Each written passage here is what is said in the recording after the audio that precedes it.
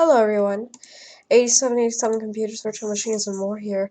Today we are going to compare Windows 7 with Windows 10 in case you are thinking of upgrading in episode 2 of our Windows 7 replacement series. Now, I'm sorry if I sound a little bit weird. I am just recovering from a cold again. They must be hitting me hard this time of year. But yeah, so let's see. So the first thing I'm going to show you is that the Internet Explorer of Windows 10 is Edge.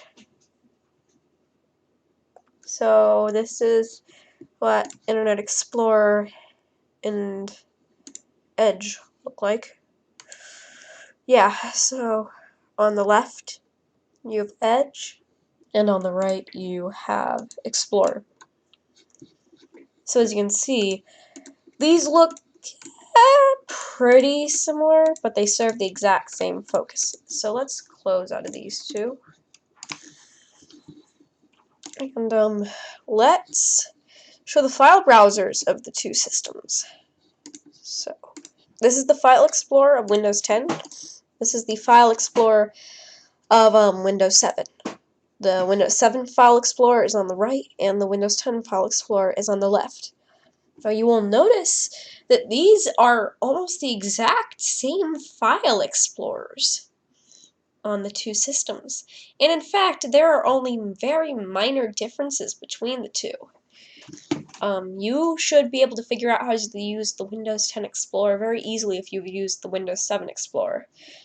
So let me just mention a few differences. So first off, these buttons here are not here on this.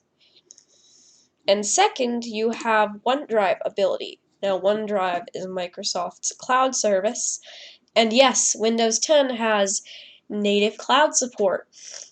Alright, my nose is starting to clog up again, so I should probably hurry up a little bit. So let's compare the start buttons of the system. So this is the Windows 10 start button, which looks very different to the Windows 7 start button, or menu. And, yes. But the Windows 10 menu, while looking different, in essence, it's really just the same. All it is just the All Programs menu on the left with your recent programs on the right. See? So Edge is here, and I can open that. And let's say I want to look for something more specific, like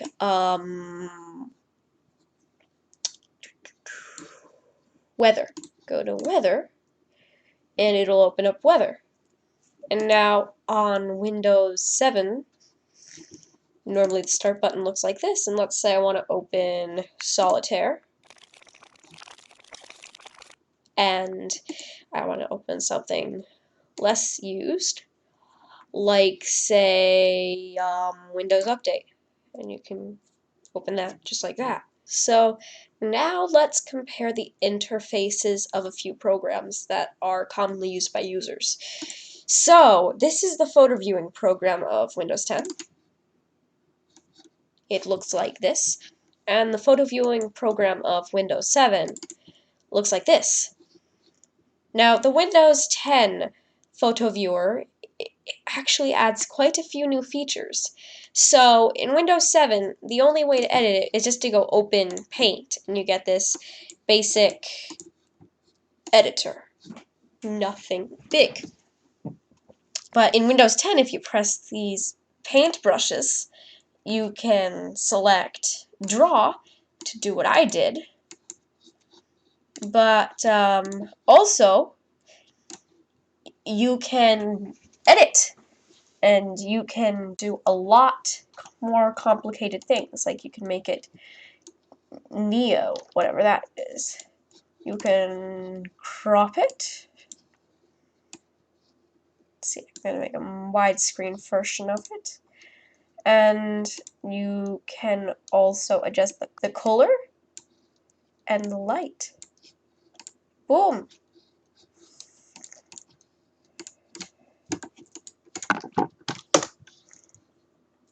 Ta-da!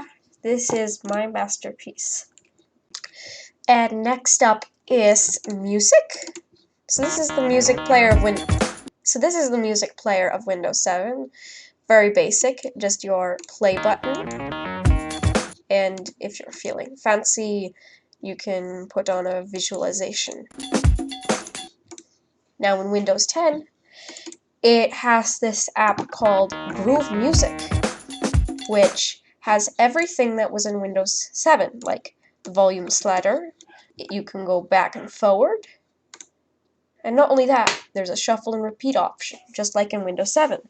But there's also a lot more things as well. For instance, you can create playlists, which used to be a lot more complicated in Windows 7, but it is now a lot more easy. And not only that, there is Spotify linkage in this music program. And not only that, you have a now playing list, which shows you all the music that is playing, the artist, the album name, and the year it was released, and how long it takes. And not only that, if you put music into a playlist, you can scroll through the list. So, yeah. So next up is video playback. So here's an example video played on Windows 7. So this is your pretty average sample video. And it has all the features that the music playing program had, and not much more. But in Windows 10, it has its own separate app, and you can add 30 seconds, or go back 10 seconds, turn on a subtitles track, show a volume menu, and not only that, you can edit video. You can draw on video, I believe. I think. Is this right?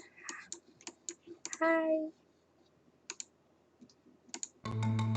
See, you can draw on video.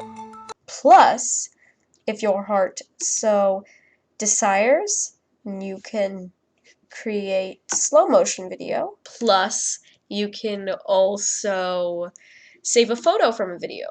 And not only that, you can cast it to another device, so you can wirelessly play it. So it seems Microsoft took Windows Media Player and added a ton more features to it. So yes, that is it. Now, I strongly encourage you to try each of these systems out in your own virtual machine. You can download virtual machine creation software from VirtualBox. So, yeah. Anyways, thank you guys for watching, and take care.